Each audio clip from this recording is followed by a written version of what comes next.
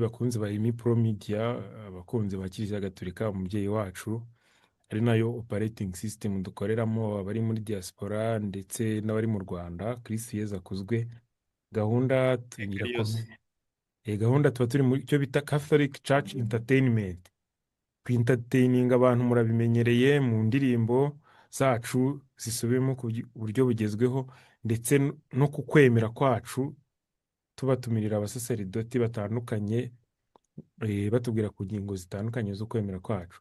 Nkunda kuvuga ko Kiliziya ari umubyeyi wacu, ari nayo operating system dukoreramo, ariko abantu benshi bakambwira bati ubundi Kiliziya ni iki ko ntabwo tuyumva neza. Hari ukuntu nyine ubaza za chat GPT zikakubwira Kiliziya, cyangwa ukabibaza Google, cyangwa umurokore hari ukuntu nawe agusobanurira Kiliziya muri iyi minsi, cyangwa umudive cyangwa umuki. Ariko tugize amahirwe yuko turi kumwe n'umusaseridoti ugiye kutwibwira mu kanya, noneho wowe wabyize wanabiminujemo. Reka tumuhe umwanya adusuhuze, atwibwire, adushyire n'imbere y'Imana. Padi, umwanya ni uwawe. Murakoze cyane Emi Pro Media. Ndabashimiye kuntumira kugira ngo tuganire umubyeyi wacu Kiliziya. Nkaba nshuje n'abantu bose bakurikira Emi Pro Media ndetse n'abakristo bose muri rusange, ndetse cyane cyane abagatolika. Ndabashuje rero. Sinzi niba wifuza ko mbanza kwivuga cyangwa mbanza gusenga. Tubanze dusenge, nibyo byiza. Tubanze dusenge. Ku izina ry'Imana Data na Mwana na Roho Mutagatifu. Amina. Nyagasani Imana yacu, tugushimiye yuko uri Imana. Tugushimiye yuko wimenyekanishije mu bantu ukohereza umwana wa Yezu Kristu, akaza akatwigisha, yajya kugenda kandi akadusigira Kiliziya kugira ngo dukomeze tuyikuriremo, tuyibemwo, kandi izatugeze mu ijuru. Nyagasani rero, duhe kuyimenya, duhe kuyikunda, ndetse no kuyibamo nk'uko batubanjirije bagiye bayibamo bakagerageza kwitagatifuza, natwe twitagatifuze kugira ngo tuzagere mu ijuru. Kandi nitunagenda, abo tuzayisigira nabo bazayikunde kugira ngo nabo izabafashe, nabo bazayihe abandi uko ibihe bigenda bikurikirana. Duha umugisha wawe rero, utwigisha ibyo tuvuga, ubihe umugisha, ndetse uhe umugisha n'abazabyumva bose. Wubaho ugategeka iteka ryose. Amina. Amina. Ku izina ry'Imana Data na Mwana na Roho Mutagatifu. Amina. Njye rero nitwa Padiri Abudoni Rwandekwe. Sinzi niba iryo zina Abudoni ujya uryumva cyane. Abantu bajya bambwira ati amazina yawe yombi uko ari abiri ntabwo amenyerewe cyane. Ntabwo Rwandekwe harimo ibintu by'ikinyarwanda cyane kizimije. Abudoni naryo ni irisirimu, ntabwo rimenyerewe cyane. Nitwa Padiri Abudoni Rwandekwe, nkaba mvuka muri paruwasi ya Nyanza, muri diyoseze ya Butare. Yego. Aho bita mu karere ka Nyanza uyu munsi, hariya rwose ku maduka ya Nyanza niho mvuka. Nkaba narahawe ubupadiri mu mwaka w'2014, mbuherwa kuri Regina Pacis i Kigali. Nkaba ndi umupadiri w'umuyezuwiti, kira nibagiye kukivuga ku bantu batazi abayezuwiti, nibo abapadiri batuye muri Kristus, ndetse n'ahandi hatandukanye, ariko muri Kristus niho hakuru, niho abantu benshi batuzi. Nahawe ubupadiri rero ahantu nakoze ubutumwa bwanjye bwa mbere nkiba padiri, nagiye gukora mu novisiya y'abayezuwiti i Cyangugu. Mpakora imyaka 2, mpava mu 2016. Abayobozi banjye banyohereje kwiga muri Amerika, njya kwiga ahantu bita Boston. Ndagenda mpakora maîtrise mu mateka ya Kiliziya, ari nayo mpamvu bamwe bajya banyumva kuri Radio Maria ndi kwigisha amateka ya Kiliziya. Naho navanye ubwo burenganzira n'ubushobozi n'ubumenyi bwo kuyavuga. Noneho nyuma nkora n'indi maîtrise muri education ya completaga philosophie de l'éducation, narakoze mbere yo kuba padiri. Ubwo nayo ndayikora, ndataha mu 2019.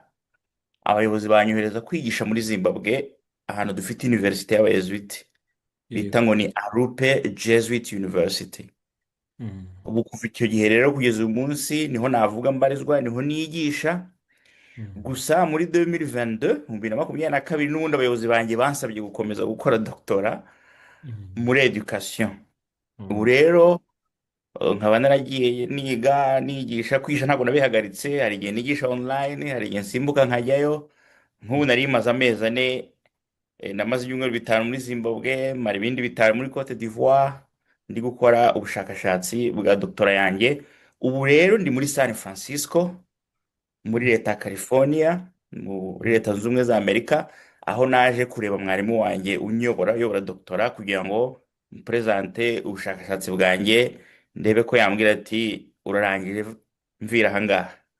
Ubu ndategereje, kwandika, afite amezi abiri yo kwandika byose nkabimuha, nuko ubwo munsabire kugira ngo byose bizagende neza.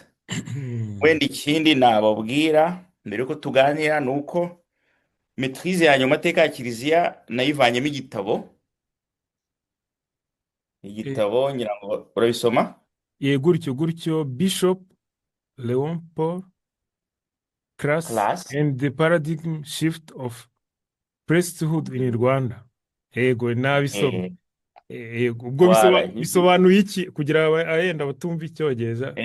Donc the Bishop Leon Paul Class and the Paradigm Shift of Priesthood in Rwanda. Mm, Ahangaha igitabo cyanjye ni igitabo nanditse kuri musenyeri bita Leon Paul Class. Mu Rwanda mujya mumva mu mateka hari mm, abasenyeri babiri bavugwa cyane uwo bita Leon Paul.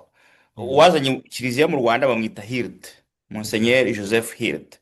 mm, Nyuma rero yasimbuwe n'uwitwa Class, ari we njye nanditseho. Na mm, nyuma ya Class muzumva uwitwa Perrodin, nawe yabayeho, nawe baramuvuga. Ariko mm, hagati aho hakaba harimo Bigira Umwami, kuko mm, nyuma ya Class ni Bigira Umwami urimo, noneho hakazamo Perrodin. No nyuma yaho tugatangira kubona uh, oya, harimo n'undi bita Laurent de Primoz, pardon. Donc, nyuma ya Class harimo Laurent de Primoz, and then hakabamo Bigira Umwami, noneho hakazamo na Perrodin. Ariko umuntu akavuga ko abasenyeri babiri wavuga bubatse Kiliziya y'u Rwanda uko tuyizi uku, uwa mbere ni Class, mm, uwa kabiri ni Perrodin. mm, Noneho uwa gatatu wenda umuntu akaba yashyiramo Musenyeri Bigira Umwami kuko yayihaye nawe tushe y'ikinyarwanda, niko navuga. mm, Iyi rero muri maîtrise yanjye navuze nti okay, reka mpere ku wa mbere, wenda abandi nzabagereho nyuma, ariko birangira ntagiye muri doctora mu mateka. Nigeze kubyifuza ariko abayobozi banyumvisha ko education ari ikenewe.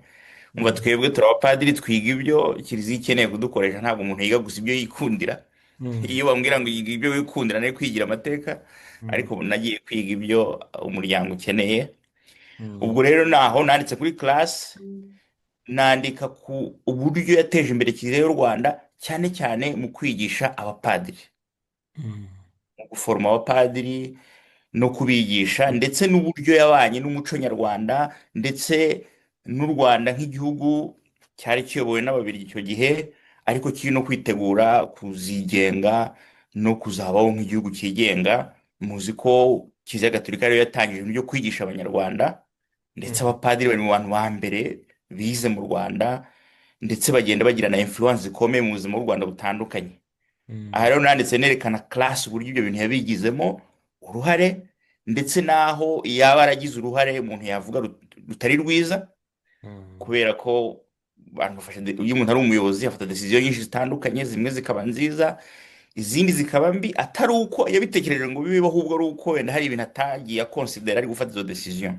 mm, Ni icyo urebye kivuga n'ubuzima bwa Class n'uburyo yayoboye Kiliziya y'u Rwanda, cyane cyane uburyo yayubatse. Burya nutembera ukagera hanze y'u Rwanda nibwo uzabona ko nka Kiliziya y'u Rwanda itandukanye n'izindi Kiliziya duturanye, itandukanye n'iy'i Burundi, itandukanye n'iy'i Bugande, itandukanye n'iyo muri Kenya.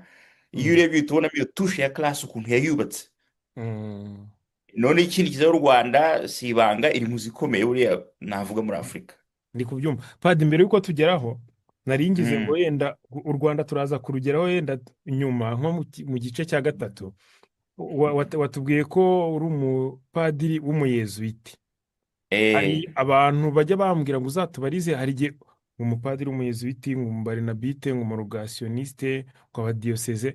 hari ababibaza se muri kiliziya ni nk'amashyaka, wagira ngo ni nk'amashyaka abamo nyine, yenda ishyaka ry'abayezuwiti, ry'ababarinabite, nyine ibyo bintu bisobanuye iki mbere y'uko duhita twinjira noneho ku bindi, kugira ngo wenda bamenye ngo abayezuwiti, hari n'abavuga ngo abayezuwiti ngo nibo bashinze ngo iliminati tujya twumva, ngo ubwo ngubwo kuko wavuze ko ari umuyezuwiti, hari abantu baraza kuvuga muri komantere iti babandi tuzaniye wa muntu uri mu bashinze iliminati. Yego. Okay, urakoze kubaza icyo kibazo. Ni ikibazo cyiza, abantu benshi ntabwo babyumva. Mm, Urabona kiliziya ni imwe, ariko kiliziya ni nini, mm, ikindi ifite amateka maremare cyane. mm, Noneho ukuntu za kongregasiyo muri kiliziya zivuka, akenshi zivuka zije gusubiza ibibazo bitandukanye biba byabayeho mu gihe runaka cyangwa ahantu runaka. Nanone urabona kiliziya ukuntu igenda ibaho, tumaze imyaka 2000 irenga turiho nka kiliziya. Roho Mutagatifu afite ukuntu agenda avuga mu buryo butandukanye uko ibihe bigenda bikurikirana. Niyo yego. mpamvu usanga nk'abadominikani baravutse uko hari ikibazo cyo kujya kwigisha abantu. Niyo mpamvu babita ngo c'est l'ordre de prêcheur, abantu Mm, bigisha abandi kujya gupresha, kujya gutanga za homeri. Burya niko mm, kazi k'abadominikani, kujya mu mm, mihanda no mu masoko n'aho hose bagenda bakigisha. Icyo mm, gihe bavutse kuko mu kinyejana cya 11 mu Burayi babonaga ari ikintu cyihutirwa. Niho mm, barasenga, roho mutagatifu ajya muri Saint Dominique, Dominique atangiza uwo muryango. None mm, agenda akurura abantu bumva ko nabo bakeneye gukora ibyo bintu kugira ngo kiliziya itere imbere. mm, Mbere yaho hari harabaye abafransisikani, mm, mbere yaho hari harabaye abamonaki, ababenedikita n'abandi bose bagiye mm, bavuga kubera impamvu zitandukanye. N'abayezuwiti rero bagiye baza n'abarogasiyoniste mu bihe bitandukanye kugira ngo basubize ku bibazo byabaga biriho icyo gihe bitandukanye. Muri mm, kiliziya tubyita ngo ni karisime. Ni mm, ukuvuga ngo iyo abantu bari guhitamo, tuvuge nk'umwana w'umunyarwanda wifuza kwinjira mu bihaye Imana, mm, aravuga ati karisime y'abayezuwiti ndumva ari inkuruye. mm, Karisime y'abadominikani ndumva ari inkuruye. mm, Karisime y'abarogasiyoniste bazwiho gusengera za vocation, kuziteza imbere uko babishoboye kose. Umuntu akavuga ati ibi ndumva ari byo binkurura. mm, Abayezuwiti bo bazwiho kwigisha, ni abarimu muri za universite, ni abarimu de maître spirituel, bagira amasantere spirituel bigisha abantu ibijyanye n'ubuzima bwa roho, ugakora imyitozo ya roho ukabana nayo mu buzima bwa buri munsi, gukora accompagnement spirituel n'ibindi nk'ibyo. mm, Urumva rero umuntu agenda ajya mu byo yumva bimwatira, ariko akanabisengera ku buryo avuga ati ibi ndumva ari byo Nyagasani ariko mpamagarira kubamo. mm, Bitanavuze yuko hari umuntu winjira mu bihaye Imana avuga ati jyewe I'm ready for anything. mm, Icyo ari cyo cyose njye ndumva ashaka gukorera Imana, nibanyigishe ubu buryo ubwo ari bwo genda afata ubwo. Nabo mm, baba, kuko hari igihe winjira uvuga ati gende indifférent, munyigishe numva mbikunze nzakubona, niba ntabikunze nzikendera. Nuko bigenda. Noneho mm, iyo ni imiryango y'abihaye Imana. Hakaba no n'abadiyoseza. mm, Abadiyoseze bo ni abapadiri bwite ba diyoseze. Ni ukuvuga ngo buri musenyeri ushinzwe diyoseze agira abapadiri be bwite ba diyoseze, mm, batari mu miryango y'abihaye Imana. Kuko imiryango y'abihaye Imana akenshi baba ari abamisiyoneri. Ni ukuvuga mm. ngo ugenda ubwo ndi umuyezuwiti w'umunyarwanda ntibivuze ko ngomba gukorera mu Rwanda igihe cyose. Ako kantu Ushobora no kujya abamisiyoneri nabyo bivuze iki? Hari abantu nabwo bavuga ngo abapadiri ngo bera ngo bari abamisiyoneri, ubwo namwe muri eh, abamisiyoneri ubwo bivuze iki?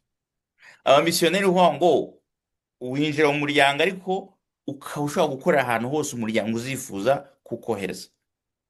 Ukaba Ariko ushobora burya kujya muri umudiyoseze misiyo, yego yego. tugenda, ariko burya umudiyoseze nawe ashatse yajya muri misiyo, nabo barabikora, ariko nta tegeko ribimushyiraho. Mm, Umudiyoseze avuga ati igihe ninjiye muri diyoseze yanjye ya Butare, nzibera hano na musenyeri n'abantu banjye nkora akazi, akibera iwabo nyine akaba stable. mm, Naho twicyo cyane cya stabilité, twebwe icyo kintu ntacyo tugira. N'uwakishyiramo bashobora kukimukuramo, si ukuvuga ati no wikwiye taburisa mu Rwanda cyane kuko ejo nzakujyana ahandi.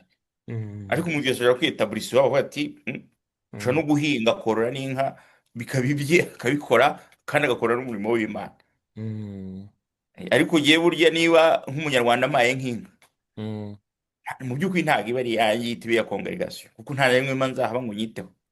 Niba Ndabyumva. umpaye inka nzahita nyohereza mu novisi y'Icyangugu cyangwa se nyiha ahandi hantu bashaka, ariko izaba iy'ikigo kuko njye sinshobora gutunga ikintu kubera ko mpora ngenda. Ariko Mhm. iyo diyoseze umuhaye ikintu cyo kiba ari icye, akoresha icyo ashaka, kigumira aho ngaho. Mhm. ubwo aho ngaho nari nzanyemo n'ibintu by'amave dukora.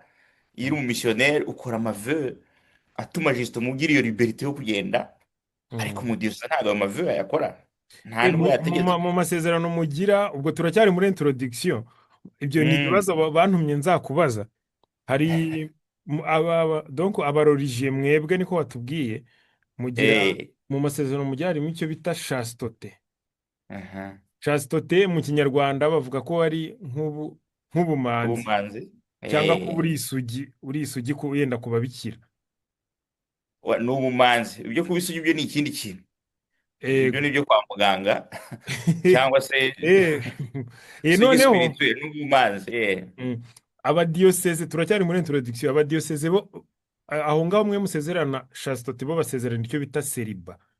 Aha. Seriba ubu iyo tugenda mu bigenda mu byo mu bushakashatsi, seriba ni ukuba nkunge ntabwo nkiri muri eta seribateri, ndi mariye, Ufite umugore. mfite Mm. umugore, ariko ntabwo mbere y'uko mushaka wasanga nta rindi shaste, ariko Aha. ndi seribateri. Ubwo ni ukuvuga ko aho mu byo mutandukana naho n'abadiyoseze bo, ashobora no kuba afite umugore ariko batarasezeranye, kugira ngo akomeze abe muri leta seribateri, ariko wowe utabyemerewe. Hari abantumye ngo Bon, nzabikubaze. navuga yuko mu by'ukuri abapadiri bose bo muri kiliziya gatolika aho bava bakagera, Mm, bose basezerana seriba.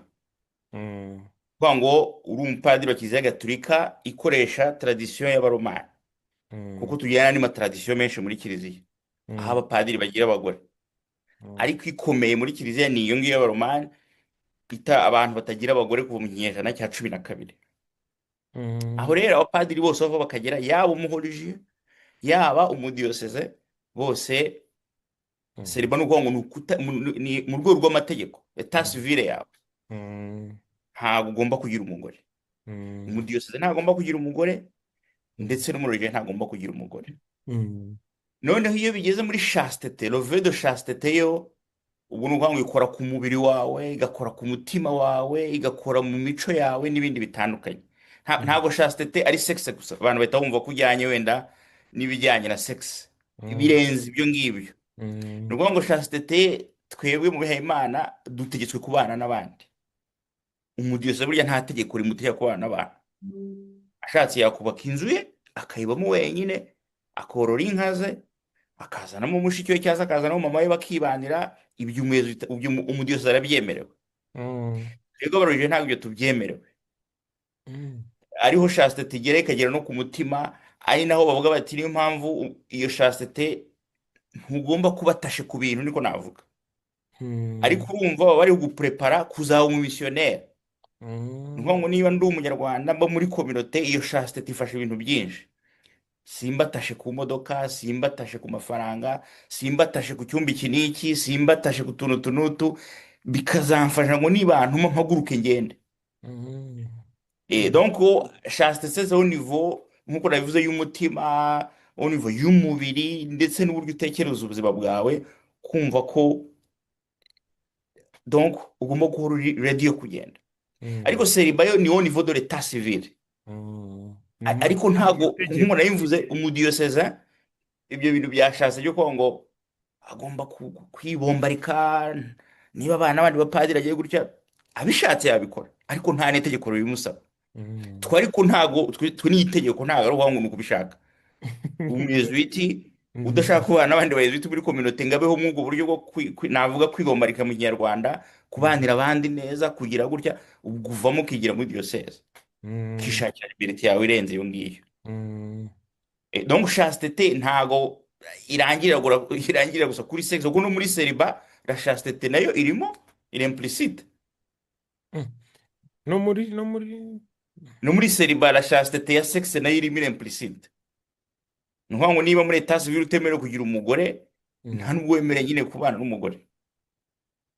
Nari ngize ngo ushobora guhura nawe ariko nyine ntimusezerane, none Oya, ntabwo ntimusezerane ibyo byemewe. gukomeza Ni ukuvuga ngo kugumana. muri celibat la chastete nayo iri implicite, nubwo batayisezerana. mm, bagasezerana celibat au niveau de l'état civil. mm, Ariko twe tugira cyane cyane ibi bya chasseté, ariko nakubwiye ko akenshi c'est attaché à notre manière de vivre, uburyo bwacu bwo kubaho, mm. ugomba kubanira neza buri muntu wese ugomba kubana. Yego. Nibyo. Mm. Padi, introduction reka tuyivemo. Nkunda kuvuga ko Aha. nk'uko nabivuze ko kiliziya ni umubyeyi wacu, operating system njye nkoreramo, ariko si njye njyenyine n'abandi. Ariko kiliziya ndagira ngo udukorere, hari ibyo twize muri gatigisimu, Aha. nawe ibyo warabyize, ariko urumva wageze noneho no ku rwego rwo kubyiga muri yenda muri bachelor's degree yawe, ujya no muri masters, muri doctorat watubwiye ko ari education. Ariko urumva niba Mm. twebwe twarize gatigisimu gusa, tuyizi muri kiliziya, tuyizi muri gatigisimu, hari ibintu byinshi buriya tutazi, nta nubwo tunabyumva neza, twari tukiri abana. Ndagira ngo udukorere, uduhe nk'ifoto ya kiliziya. Kiliziya ni iki? Ku buryo hari porogaramu kera niga muri kaminuza yitwa ngo GIS, ngo Geographical Information System, tugiye twiga igufasha kuba washushanya nk'ibintu byari biri ahantu hanini cyane mu gihe darotaye dar espace, ukabihita ubishyira nko ku ikarita, buriya bakora amakarita, nyine udushushanyirize kiliziya, ugera darotaye dar espace kuva yavuka.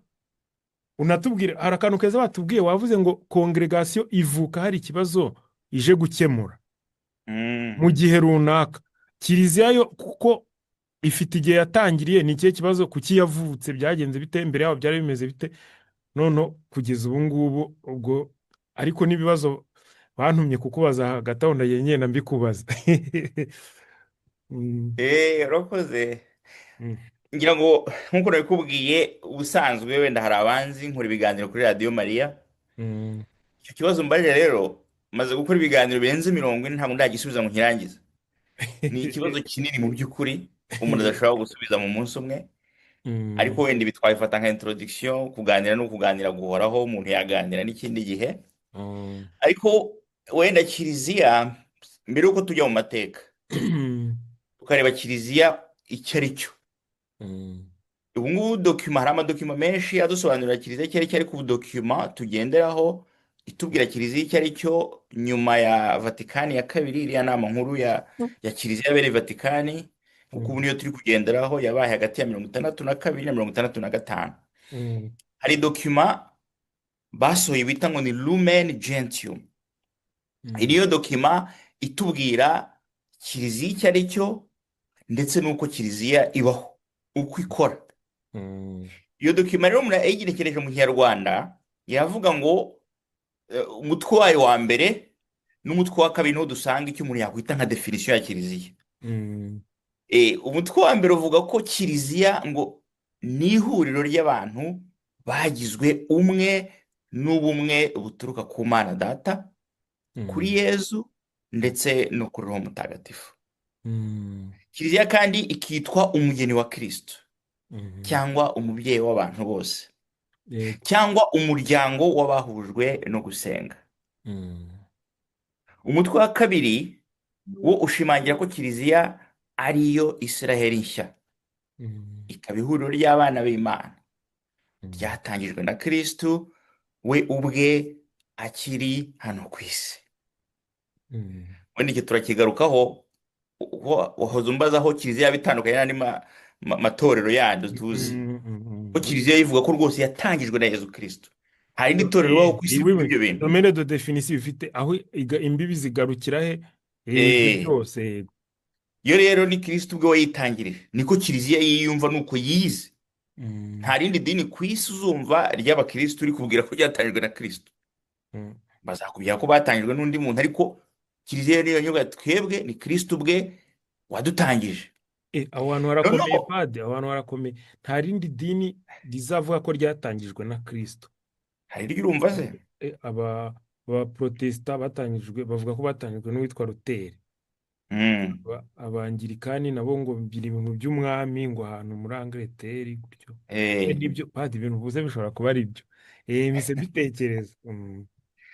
Noneho tugiye mu buryo bwa structure, Mm. uburyo kiliziya yoperatinga, numvise ariryo jambo ukoresha. Yego. Kiliziya hari ikintu ikomeye mu bijyanye n'uburyo, hari uburyo yiyumvaho ko nari maze kubivuga, ariko hari n'uburyo ikora ibintu. Mm. buryo bw'amasakaramentu. Ko ngo Mm. muri kiliziya gatolika ikintu bita amasakaramentu arindwi uko tuyazi ni ikintu Mm. gikomeye ku buryo udashobora kugica ku ruhande. Mm. Ikindi kintu, ubuyobozi bushingiye ku nzego, Mm. ibyo bita la hierarchie. Mm. Icyo nacyo ntabwo uzagisanga mu madini menshi. Mm. Amadini menshi wenda gukoresha ibintu bigezweho ubu, hari ibintu bita ngo board, ujya ubyumva. Amakampani, mu kampani ifite ngo board of governance. Mm. Akenshi amadini menshi ayobowe n'amaboard of governance. Mm. Uburyo ushobora gusanga niba let's say nk'igihugu mu Rwanda kampani ikomeye hari niyihe, reka tuvuge nka RBC ni urugero, CBC Eh, cyangwa se RSB ni nyinshi. RDB nari ntekereje, pardon.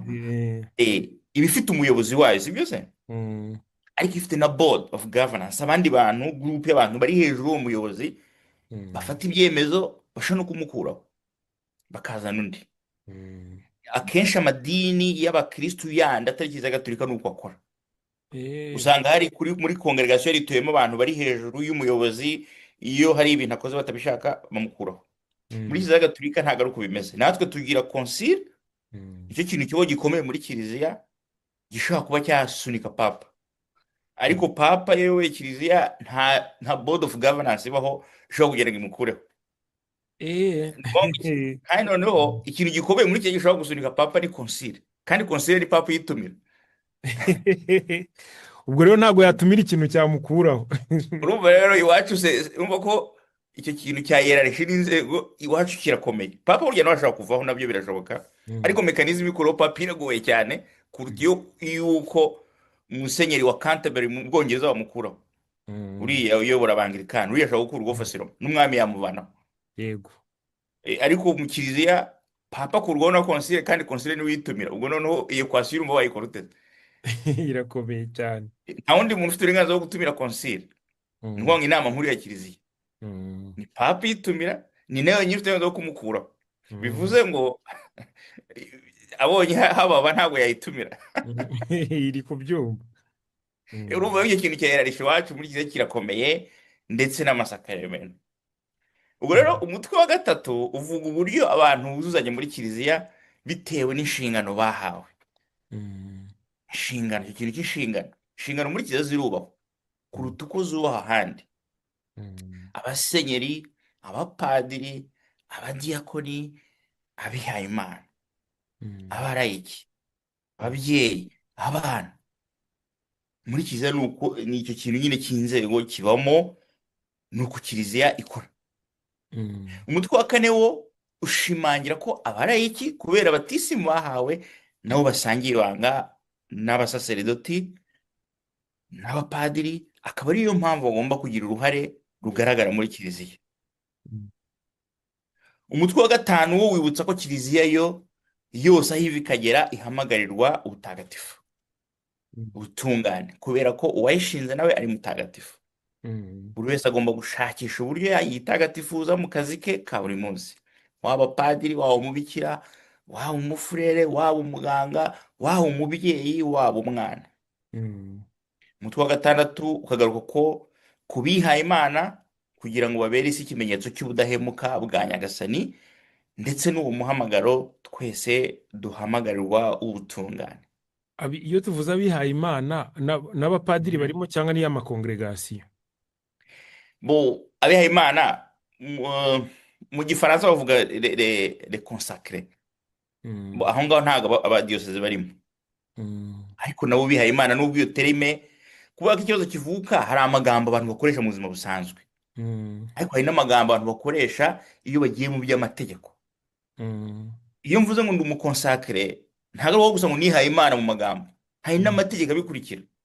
Eh. Ariko umupadiri w'umudiyoseze yihaye Imana, ariko ntabwo ari umukonsakire ukurikiranwa n'amategeko y'ibyo bintu. N'urugero, ubwo nshatse kuvuga ni iki: niba ngewe ndi padiri w'umuyezuwiti nkaba ntunze nk'ikintu, Mm. amategeko yemerera kongregasiyo yanjye kugenda ikagitwara, kuko mu by'ukuri kiba ari icya kongregasiyo, ntabwo kiba ari icyanjye, Mm. kuko narabisinyiye. Mm. Umudiyoseze pas comme ça. Ubwo ni ukuvuga ngo iyo tuvuze ibintu akenshi bivangavanga, kubera ko hari ibyo abantu bakoresha mu buzima bwa buri munsi Mm. n'iby'amategeko ahita akurikira iyo uvuze ikintu. Yego. ni nk'iyo uvuze ngo genda umugabo wa kanaka, Mm. genda umwana ajya gusura nyogokuru akavuga ngo ndi umugabo we, nkagira ubwoba nkiruka. Ndabyibuka kera Akavuga ngo abantu. umugabo wanjye araje, nkumva ngize ubwoba n'isoni nkiruka. Ariko ibyo ariko um, niba wowe ufite umudamu akubwira uri umugabo wanjye, ni ukuvuga ngo tubyumva mu buryo buri sereye kuko n'amategeko ahita akurikiraho. Uramutse wikubise hasi ibintu byose utunze, ni umugore ahita abitwara. Mm. Ariko ugiye nyogokuru wanjye yikubise hasi ntaho bihuriye, ndi umugabo wenyine kuko nyogokuru wanjye se tu. Donc iyo umuntu avuze ngo uyu ni umugabo wa kanaka, bivuze iki? Mm. Sinzi niba mbisobanuye. Wenda byumvise. Donc hari ibintu tuvuga mu rurimi rusanzwe twiganirira, Mm. abapadiri badiyose ni abihaye Imana, ariko ntabwo ari abihaye Imana nk'uko n'umuyezuwiti ari uwihaye Imana, kuko umuyezuwiti hari amategeko ahita akurikira kuri ibyo bintu iyo Mm. bivuze ngo yihaye Imana. Mm. Eh, Yego. no. Ubwo rero iyi nyandiko rero nakubwiraga idusobanurira kiliziya icyo ari cyo ni uko ikora. Umuntu ashobora kuzayigirira umunsi akayivuga yose, ifite ibice 8, nari maze kukubwira dukeya mu byivuga, ariko nuko kiliziya imeze. Mm. M- Mbere y'uko ukomeza ndajya mbikubaza ukibivuga nibyo byiza. Mhm. Kiliziya Gatolika aho itandukaniye n'abandi ni uko yo yashinzwe na Kristo. Abandi bo bafite Rwose. abandi bagiye babashinga. Hari abantu Mhm. bambwiye ngo nzakubaze ngo Kiliziya Yezu yashinze ni iyihe? Ubwo amateka ubwo tugiye niwe wabitanye nuko wari uri kubisasira. Iyo Aha. yashinze ni iyihe? Kuko ni Eglise Katolike Romene, hari n'iriyitwa ngo Orthodoxe. Mhm. Orthodoxe, hari nuko bavuga ngo les églises zitari katolike, Eh. zindi ubwo muri izo zose iyo yashinze ni iyi. Baramwe ngo Aha. nimbona umupadiri uzi ibintu by'amateka azakimubaza. Jye navuga ko iyo yashinze ni Gatolika, Mm. kuko Gatolika nayo yaje kwitwa Romene nyuma, mbere ntabwo ari ko yitwaga. Yeah. Gatolika bivuga iki? Bivuga ikintu cy'abantu bose. Eh. Katolika ikintu cy'abantu bose. Mm. Ni ukuvuga ngo Yezu n'intumwa ze, Yezu amaze gupfa, intumwa ze zigatangira guhunga, zikamamaza izuka rye n'ibiki, inyuma zigatangira guhunga, zikagenda zikora amakominote, kugeza ubwo Petero Mm. agera i Roma, Mm. akahashinga kominote y'i Roma, ikaba ari nayo ihinduka siyeje ya Kiliziya Gatolika. Mm. Icyo gihe cyose abakristu bitwaga abakristu, Mm. bakavuga ko bari mu muryango w'Imana, kuko ecclesia bivuga assemblée, Mm. umuryango w'Imana w'abantu bose, Gatolika. Mm. Gatolika bashyiragamo abantu bose kubera ko uribuka ko icyo gihe twari turi muri ubwami bw'abami bw'abaromani, Mm. icyo bita ngo na empire romain, Mm. Roman Empire. Mm. Eh, nubwo ari abayahudi bari batangiye ibyo bintu, ariko bagendaga bagenda muri empire. Muri empire rero habagamo abantu benshi batandukanye, kuko Mm. empire romain yari ifite igice kimwe cy'Uburayi, ikagira igice kimwe cya Middle East, kuvuga ngo Mm. hano muri za Israheli na hano hose byegeranye, ndetse bakagira na Afurika y'Amajyaruguru. Hano hantu Mm. hose hazengurutse inyanja ya Mediterane. Mm. Impamvu rero bayise Gatolika ni uko bagendaga baca mu moko y'abantu menshi atandukanye, bakavuga ati iyi kiliziya nawe ni iyawe, kuko wayishinze ni Yezu Kristu, ni umwana w'Imana. Ntabwo ari Mm. iy'Abayahudi gusa, ntabwo ari n'iya twese aho tuva tukagera. Mm. Noneho nyuma yaje kwitwa Romene kubera iki? Aho hatangiye kuzamo ibice. Mm. Ni ukuvuga ngo nyuma, mu by'ukuri ibintu bya shizme muri kiliziya ni ibintu bishaje nk'uko nayo ishaje. Nta gishya kiba muri shizme, byose ni ibintu byahozeho. Mm. Itandukaniro ryabyo gusa ni uko biraba bitewe n'ikintu cyavutse, bimwe bikagumaho bigafata bitewe n'ubishyigikiye, ibindi bigapfa urupfu rusanzwe. Mm. Ni ukuvuga ngo hari shizme ya mbere wavuga ikomeye, ko zagiye ziba ahantu hatandukanye mu buryo bwinshi butandukanye, ariko hari nk'iyo bita ngo na arianisme. Umupadiri bitaga Arius wo muri Alexandria muri Egypte, niwe Mm. muntu wa mbere wari ugiye gucamo kiliziya ya kabiri, hari mu kinyejana cya 4. Mm. We yari atangiye guhakana ubumana bwa Yezu Kristo, Mm. atangiye kubushyiraho akabazo. Mm. Abandi bati no, ubumana bwa Yezu Kristo, Mm. ubu muntu nuko bimeze, nuko kiliziya tubyumva. Wenda nabyo umuntu yazabigarukaho. mm, ariko niwe muntu wa mbere wari utangiye shizme muri kiliziya. mm, ariko shizme yaje gufata igakomera rwose ni iyi ngiyi y'aborthodox, yabaye mu mwaka w'igihumbi, ni mu kinyejana cya cumi na rimwe. mm, Nayo rero ahantu yaturutse ni uko mu mwaka wa 476 ubwami bw'abaromani bwacitsemo kabiri yego. ku mpamvu nyinshi zitandukanye. noneho havuka ibice bibiri bikomeye, havuka Roma, Mm, havuka na Constantinople. yego. Mm, Constantinople ni hehe? Ni muri Turukiya. mm, ni imwe mu mijyi ya kera muri Turukiya, icyo gihe niwe wari ukomeye muri kariya gace kose Turukiya irimo.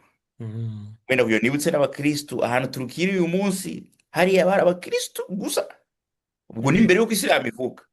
turi mm, kumvikana, turi mbere y'uko isilamu ivuka. ibyo ndi kuvuga isilamu ntiravuka, mm, eh, biriya bice byose byari abakirisitu. mm, noneho urabona iyo abantu bacitse, iyo ingoma zicitsemo kabiri, imwe ikura ukwayo n'indi igakura ukwayo. mm. Kimwe mu bintu cyazanye ikibazo ni ururimi. mu gihe cya Empire Romain abantu bavugaga ikigereki Margareto, nubwo yari Empire Nanjye Romain ariko ikigereki n'urwo numvaga rurimi abantu bakoresha. numvaga cyari kuba ari ikilatini. Mhm. Mm, Kilatini cyakoreshwaga i Roma gusa no mu eh, Butaliyani.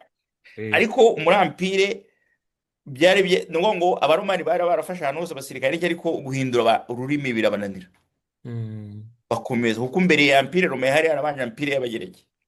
mm, mu buryo intellectuel n'indimi ntibegeze icyo bagihindura, kuko ntabwo bari kugishobora.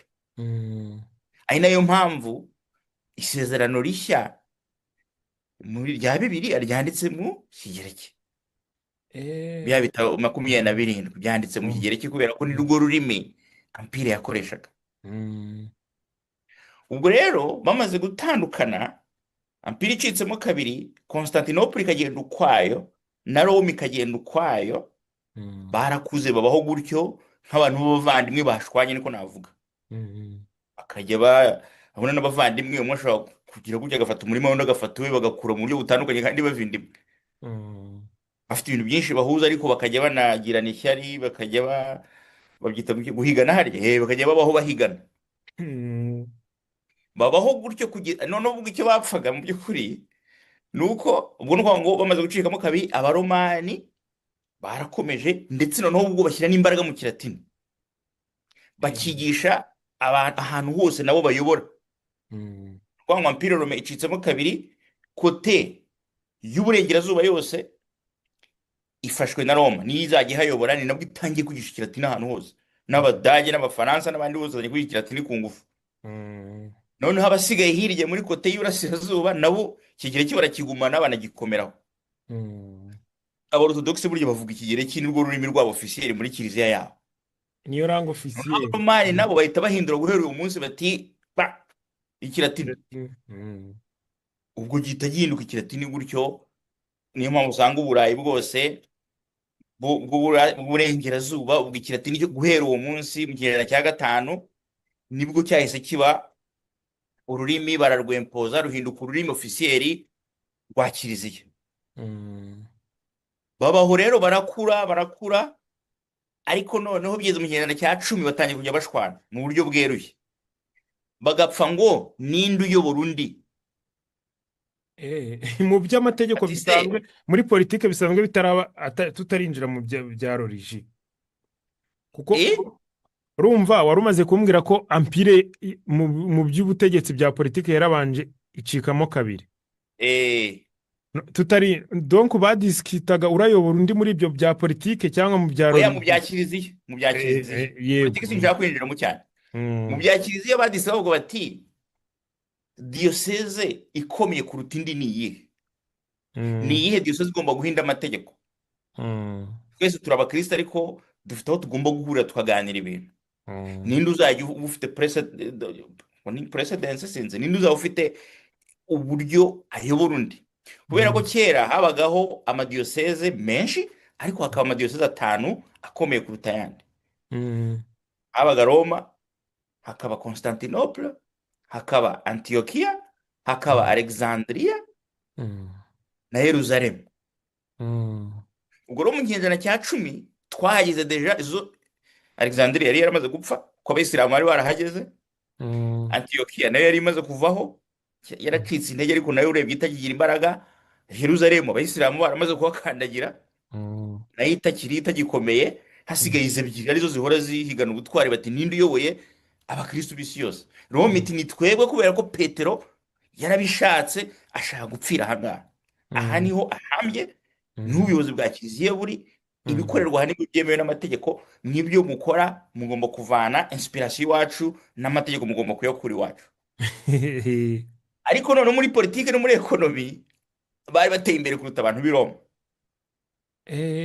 Abo bandi Bakavuga bo ati se mwebwe, mwebwe ko hano duteye imbere kubarusha, ibyo bintu muvuga ni ibiki? Ni gute mushobora muduha amategeko nta kintu muturusha? mm, Hano bandi bati no, Pierre ahambye aha ngaha, Petero ahambye hano, nitwe nini, nta kundi, ni uko Imana mm. yabishatse. Kubera ko yavuze Ubwo ngo rero tu es Pierre et sur cette pierre je construirai je bâtirai mon twara église. nta Mm, kiliziya yubatse, ibyo bindi mm, muga ni kuba mukize ntaho bihuriye nuko Pierre ntago ahambye iwanyu. Aha mm, ngaha ni aha ngaha yahisemo gupfira kuri uyu musozi wa Vatikani. mm, Kiliziya ihari rero ni iyo ngiyo. Ubu mm, bajya mu mpaka birangira bashwanye. mm.